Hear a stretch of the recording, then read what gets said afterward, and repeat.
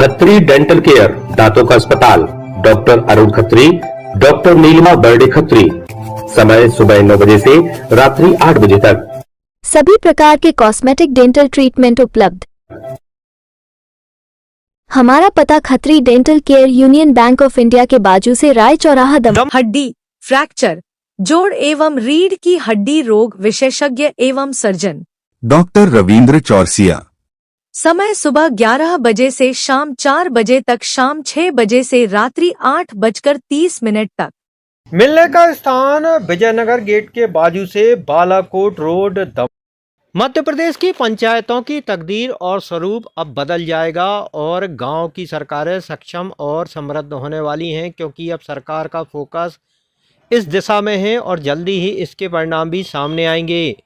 प्रदेश के पंचायत मंत्री प्रहलाद पटेल ने इसका खाका तैयार कर लिया है और कुछ ही दिनों में इस पर अमल होगा।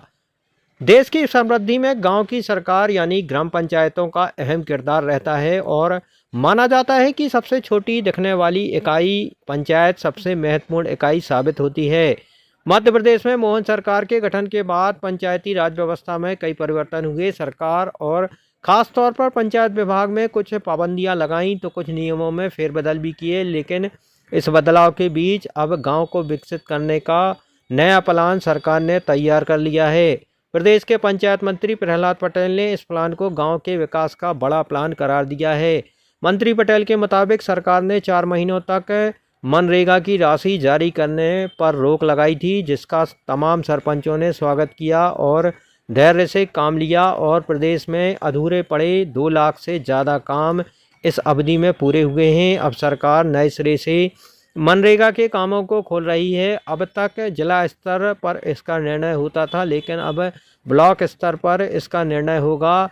जो ब्लॉक बेहतर काम करेंगे उन्हें 3 करोड़ और जिनका काम उम्मीद से कम भी होगा उन्हें 1 करोड़ रुपए जारी किए जाएंगे। 4 महीने मैंने मनरेगा के काम पूरे राज्य में रोके थे।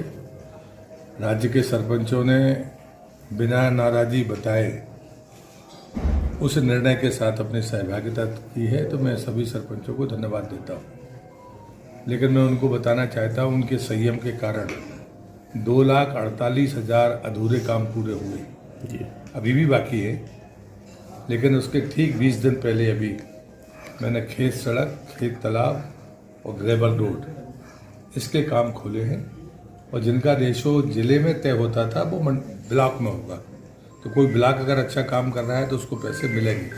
तो जिनका रेशो ठीक है उनको 3 करोड़ रुपया और जिनका रेशो ठीक नहीं भी होगा तब भी उनको 1 करोड़ रुपया उनके खाते में जाएगा।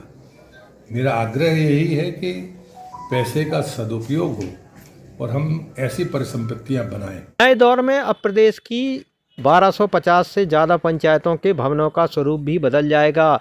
इतनी बड़ी संख्या में नए भवनों का निर्माण भी सरकार कराने जा रही है, जिनको तिमंजिला बनाने की योजना है। इन भवनों का भूमि पूजन पूर्व प्रधानमंत्री अटल बिहारी वाजपेयी की जयंती 25 दिसंबर को होगा और अगले साल इसी दिन इन भवनों का लोकार्पण भी होगा। इन भवनों के नाम भी अटल जी के नाम से होंगे।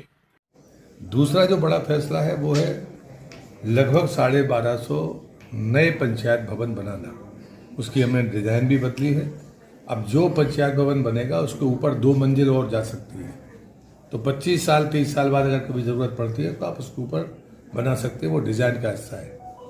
अब निर्णय करना है। मुख्यमंत्री जी अभी विदेश गए हैं, लौट कर वापस आएंगे। मेरी इच्छा है कि अटल जी का जन्म जयंती है 25 दिसंबर को, हम उस दिन उन सभी का एक साथ भूमि पूजन करें और जो अगला 25 दिसंबर आएगा 2025 का, उसमें हम पहली ग्राम सभा वहाँ आहूत करें और साथ में उन भवनों का नाम भी हम रखने का सोच रहे हैं। तो मुझे लगता है ये भी एक नया प्रयोग है।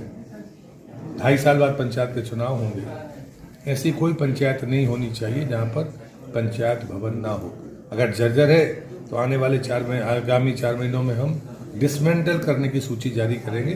सरपंच उसे मिटाए, उसकी जगह पर नया भवन बनाए। प्रदेश के जिला पंचायत और जनपद पंचायतों के प्रतिनिधियों के सम्मेलन भोपाल में पिछले दिनों हुए और मंत्री पटेल कहते हैं कि इन प्रतिनिधियों से संवाद में कई फायदे हुए और अब संभाग स्तर पर पंचायत प्रतिनिधियों से ऐसे ही संवाद के आयोजन होंगे जो गांव के विकास की योजना तैयार करने में कारगर साबित होंगे।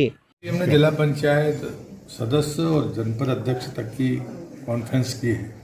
अब संभाग केंद्र पर सरपंच, आधे दिन सरपंचों का और आधे दिन जनपद सदस्यों का, ये मुझे संभागवार करने हैं। तो शायद इसी ठंड के बीच में मैं इन कार्यक्रमों को करूँगा, क्योंकि संवाद से लाभ हुआ है और बातचीत हम एक दूसरे की सुनते हैं। जो मैदान पर काम करने वाला है वो सरपंच है, उसको बहुत सारी छोटी सी चीज बातों से सामना करना पड़ता है।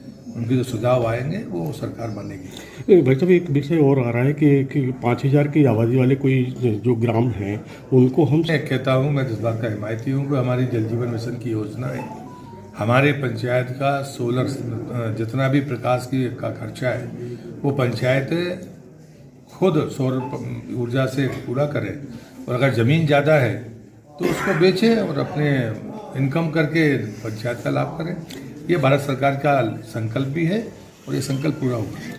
बहरहाल अब सरकार पूरी तरह से गांव के विकास की योजना में लग गई है। जो प्लान पंचायत विभाग ने बनाए हैं उससे जाहिर है कि आने वाले दिनों में गांव और समृद्ध होंगे।